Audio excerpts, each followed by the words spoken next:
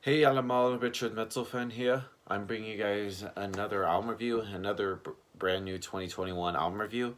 And today we're going to be looking into the new album from the band Asphyx entitled Necroceros. I probably butchered it, but anyway, their brand new album that was released today through Century Media Records. Now, for those of you who don't know who Asphyx are, they're a old school death metal band from the Netherlands, and these guys have been around since 1987. And this is the band's 10th full length album, and I discovered Asphyx probably about almost 8 years ago or so. I was into like sort of the old other death metal bands, like the well-known death metal bands like Cannibal Corpse, Death, Morbid Angel, Suffocation, bands like that. And then I discovered Asphyx, and I was like, damn, these guys are fucking amazing. And I went and checked out all their stuff, and they've been putting out albums since their debut album that came out in 1991 called The Rack.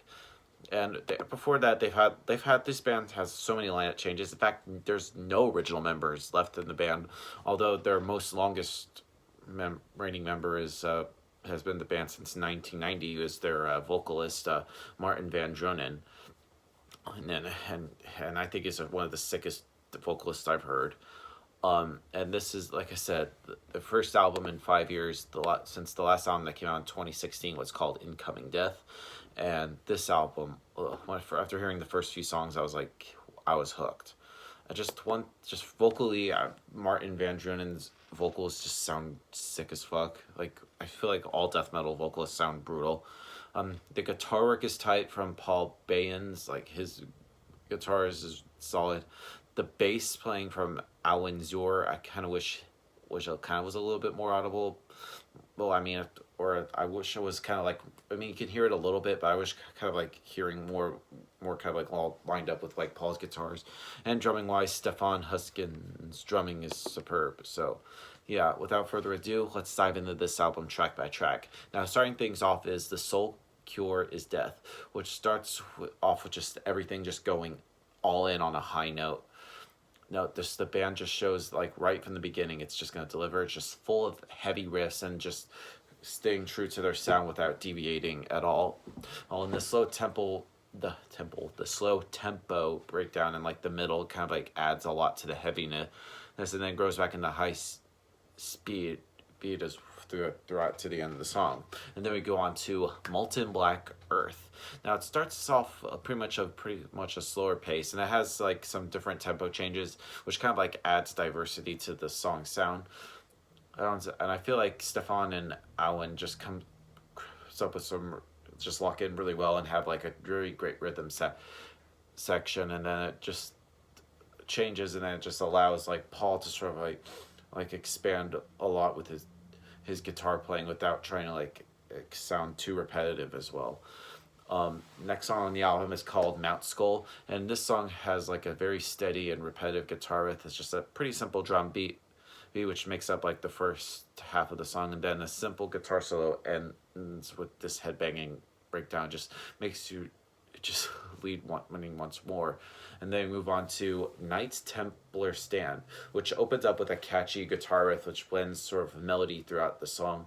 If not to take the vocals in consideration, this song is really kind of like reminds me of like some old school like thrash metal, especially in that era. Then we move on to 3 Years of Famine, which has a kind of like a beautiful melodic hook. Well, especially like near the middle of the album, it kind of like tints it a little bit. And it just kind of like was weird, kind of like compared to what we have heard before, and then what would come up to after, which would be the second half of the album. And starting things off with the second half is Botox Implosion, which has a very rapid and just roaring song with just some great guitar riffs and probably one of the best dynamics on this album.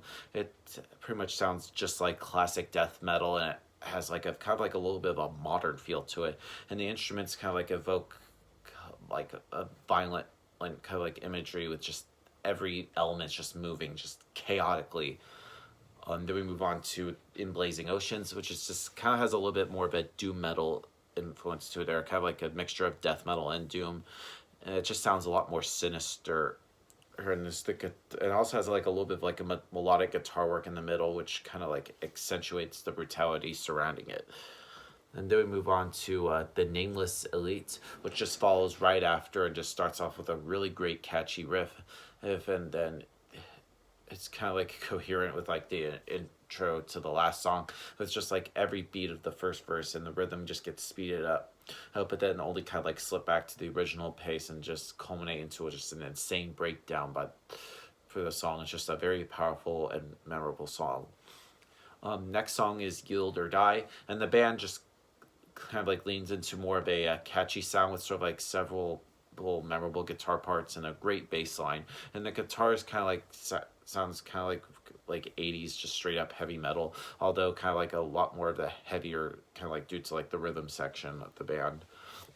And then the album closes with Necroceros, which again sort of like just builds everything up. It just leads just like a great climax, just wraps the album up wonderfully. Now overall, Necroceros by Nervosa is another great album from these guys. Like, these got the 10 albums in now, and these guys could just fucking deliver still after almost 30 years. So if I have to give this album a score, I'm going to give Necroceros by Asphyx probably a solid 9 out of 10. So yeah, that's my review of the new Asphyx, guys. Let me know in the comments what you guys think about the album, and I'll see you all in the next video. And as always, keep it metal. Bedanke.